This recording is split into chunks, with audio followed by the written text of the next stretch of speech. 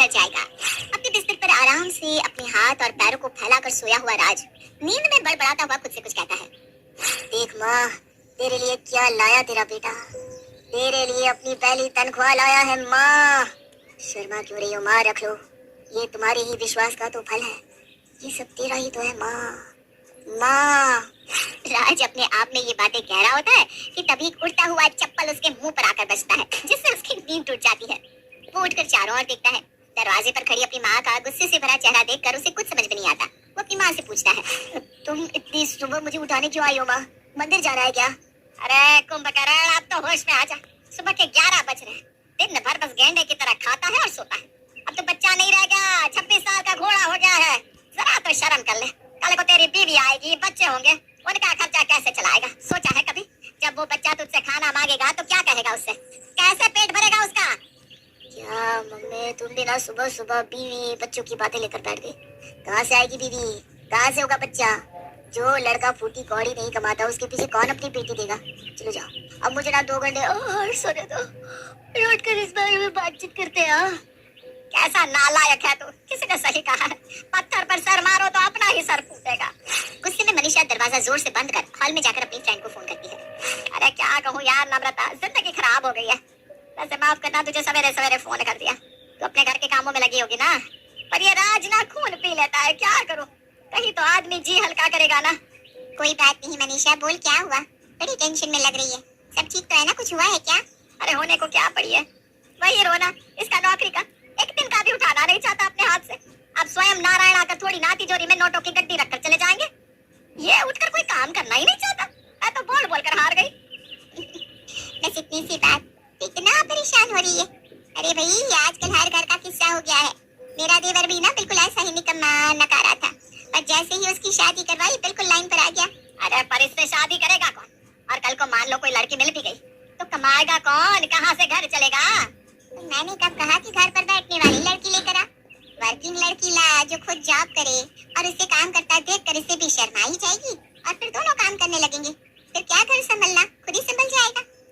अरे वाह, क्या बात कही है तो कौन? और कल को मान लो कोई लड़की मिल भी गई तो कमाएगा लड़की ला जो खुद जॉब करे, और उसे काम करता देखकर इसे भी शर्मा ही जाएगी, और फिर दोनों काम करने लगेंगे, फिर क्या घर संभलना, खुद ही संभल जाएगा।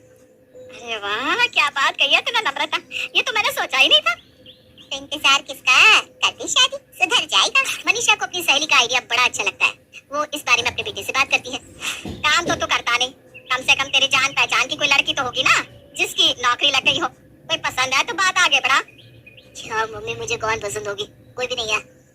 पढ़ाई नहीं की समझ में आता है, नौकरी नहीं की वो भी समझ लिया मैंने, पर एक ढंग की लड़की तक नहीं ढूंढ पाया तू।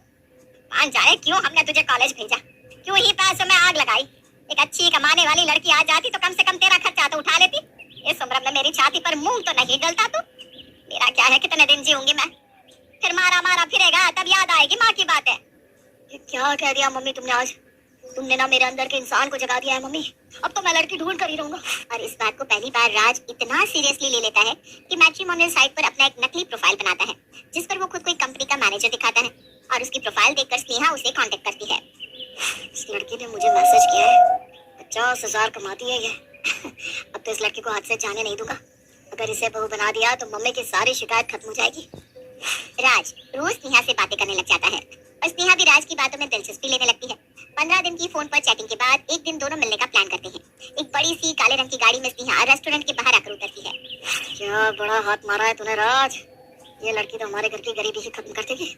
अब तो मुझे अपने बुढ़ापे की फिक्र करने की भी जरूरत नहीं है। मुझे आपकी ये बात बड़ी अच्छी लगी, इतनी अच्छी हैसियत के होने के बाद भी इतने मिनिमल रेस्टोरेंट पे मिलने के लिए आपने चुना, ये सादगी मुझे बहुत भा गई। एक लंबी बातचीत के बाद मुझे जैसा लड़का चाहिए था अब बिल्कुल वैसे ही है। मुझे लगता है अब हम इस रिश्ते को आगे बढ़ा सकते हैं। और क्या था, 1 महीने बाद शादी की तारीख निकलती है। स्नेहा और राज की शादी हो जाती है। शादी के बाद लाल जोड़े में स्नेहा बहू बनकर राज के घर आ जाती है। देख लिया मनीषा, ऐसा तू हर वक्त मेरे बेटे को कोसती रहती थी, आज देख 50,000 रुपए कमाने वाली बहू को लेकर आया है मेरा बेटा। वैसे बस शादी में कोई अड़चन ना हो इसलिए हमने ज्यादा जांच पड़ताल नहीं की।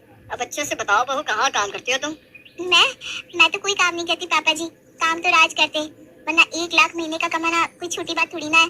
मैंने तो जैसे ही उनकी प्रोफाइल देखी थी मैं फिदा हो गई थी। मैं ना हमेशा से ऐसा ही लड़का चाहती थी जो बहुत अच्छा कमाए और उसके पैसों पर मैं राज करूं। रिया की बातें सुनते ही नम्रता सबसे पहले कोना पकड़ लेती है। आखिरकार बेटे की शादी करने का सुझाव भी तो उसी का था। मनीषा का सर चकराने लगता है। अगर तू कमाती ही नहीं है तो वो सब क्या था? तेरा गाड़ी से आना, वो सब दिखावा दिखावा ही था मम्मी जी। अब अमीर लड़का पटाना है तो इतना तो करना ही पड़ेगा ना। मेरा ये लहंगा भी ना भाड़े का है। राज जी जरा 10,000 दीजिए ना। 2 घंटे बाद दुकान वाले इसे लेने आएंगे। लहंगे का रेट ही है ये। अब आपके घर की बहू की कोई बेइज्जती करे आपको बर्दाश्त थोड़ी ना होगा। आफ्टर ऑल आप इतनी बड़ी कंपनी के मैनेजर जो है। मम्मी ये क्या हो गया? ये मेरी शेरवानी तो खुद भाड़े की है। मुझे तो लगा था स्नेहा तुम 50,000 कमाती हो। तुम्हें बेबी बनाने के लिए तो इतना खर्चा किया हमने। अब ये सब खर्चा कौन भरेगा? मैंने तुझे कहा था मैं पुराने बक्से से निकाल कर साड़ी पहन लूंगी, पर तुझे ही इतना दिखावा करना था।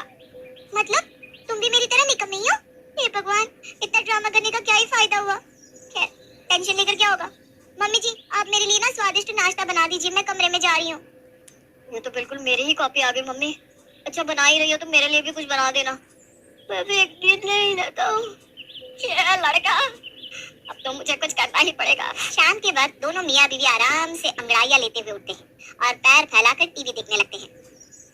एक दिन तेरा पति इस टीवी के अंदर आएगा, देखना स्नेहा। और पिक्चर की हीरोइन आपकी बीवी होगी राज, देख लेना। करना धरना कुछ नहीं दोनों निकम्मों को।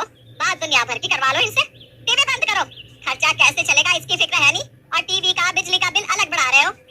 मम्मी जी इतना टेंशन क्यों लेती है? राज ने समझाओ ना, एक ही लाइफ है। टेंशन ना ले वरना तबीयत बिगड़ जाएगी। अब टेंशन मत लीजिए मम्मी जी, जैसे हम दोनों ने एक दूसरे को फंसाया था वैसे ही किसी नए आदमी को मुर्गा बनाकर पैसे कमा ही लेंगे।